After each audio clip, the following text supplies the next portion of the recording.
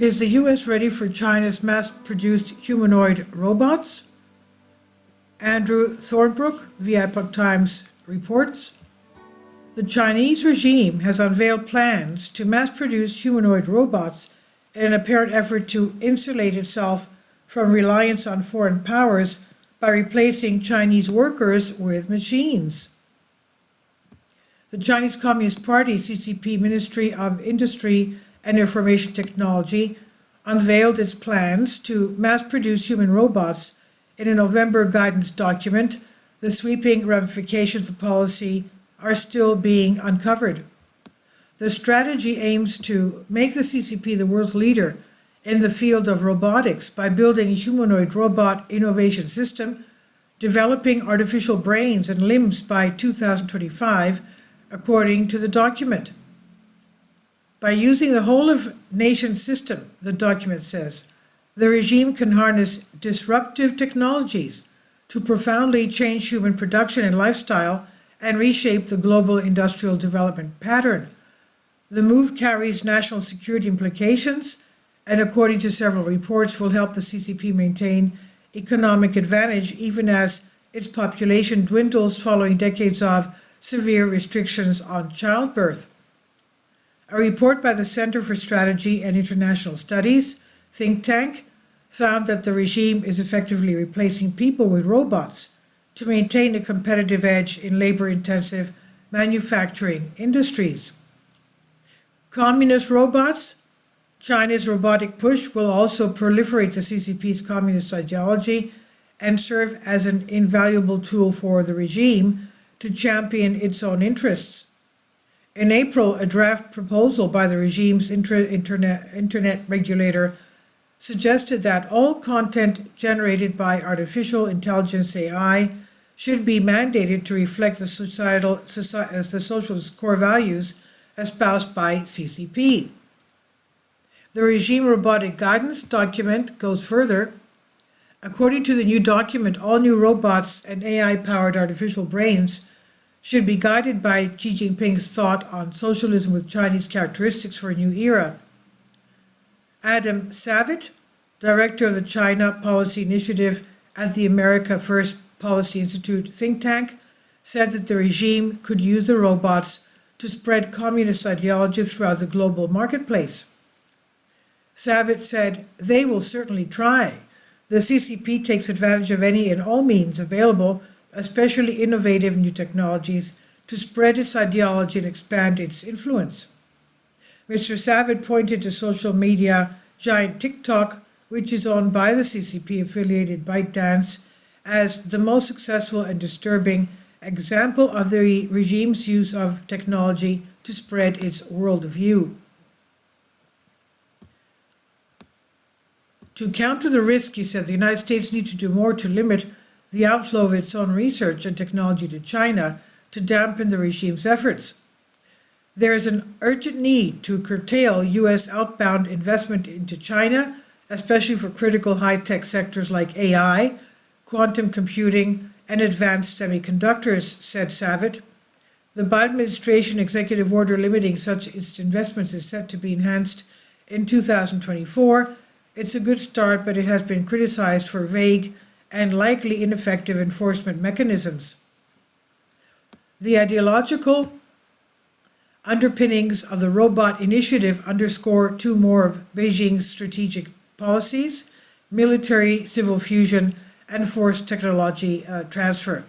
Military-civil fusion, the policy through which Beijing seeks to ensure that all civil technologies also provide the party with military utility, is borne out in the guidance documents called to support robot enterprises to join forces with universities and institutions, ensuring the regime can leverage the technology and any associated research. Likewise, the initiative will likely increase the risk posed to U.S. companies and their intellectual property as the regime searches for ways to encourage foreign companies and institutions to set up R&D centers in the country, where the CCP will have access to the related data.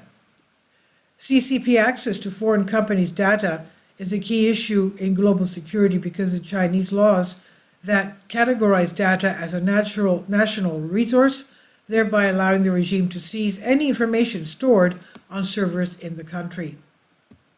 The push for mass adoption of humanoid robots will require untold amounts of data. As the guidance document outlines, and the project will seek to build a large language model training database to train AI brains for its robots and to innovate the automatic annotation of new data into usable information. Apart from data, the regime also seeks to develop its own high-end semiconductors to facilitate motion control and cognitive decision-making in the robots, as well as the integration of sensing, decision-making, and control mechanisms.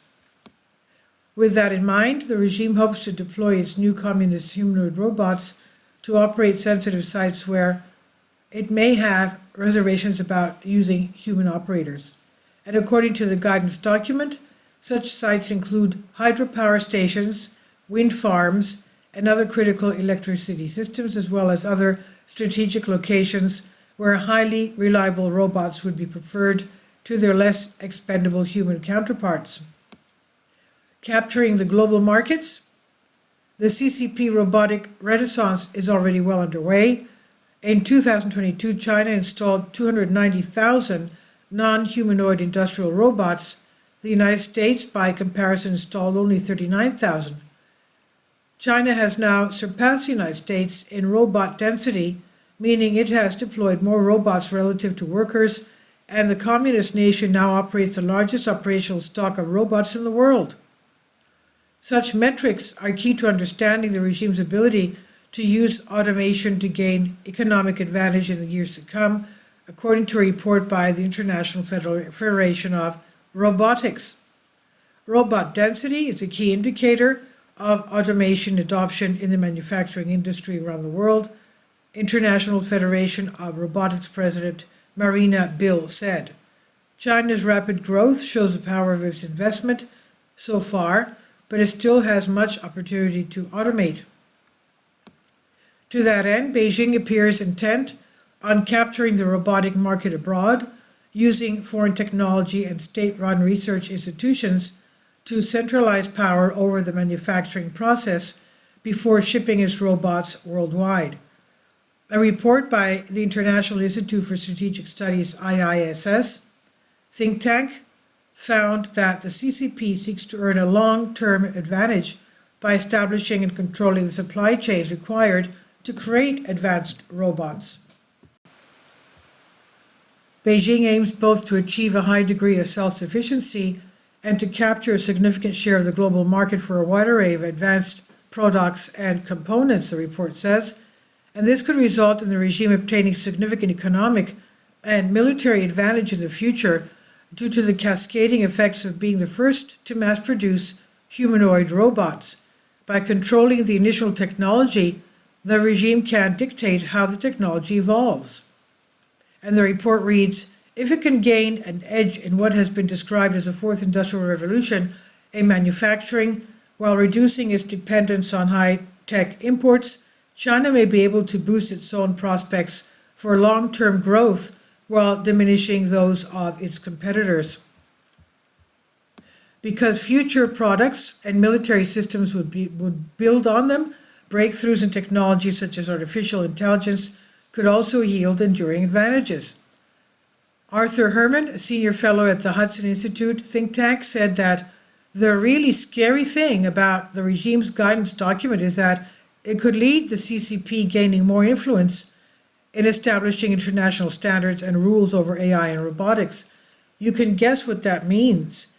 China's robotic industry becomes a global standard, pushing aside any competition, including setting the moral standard, Herman said. It's not a good sign if we want to have sensible and responsible standards for future development of this potentially disruptive technology that everyone can live with. Herman expressed optimism the United States is seeing a proliferation of its own robotic companies. Still, he worries about the nation's lack of a coherent strategy for AI development. The difference is that clearly China sees this robot push as a part of its $110 billion campaign announced in 2017 to become the world's leading AI nation by 2030, Herman said. We don't have a national AI strategy, let alone a strategy related to the intersection of robotics and AI. And this is on Zero Hedge. This is by Andrew Tombrook via Epoch Times. Please leave your comments and thank you for your support. Support my Patreon account. The daily posts are 5 videos daily, and they are totally different from what I have on my YouTube channel. Thank you so much for your support and that you find all my content so interesting. You'll find the Patreon account details in the description box below.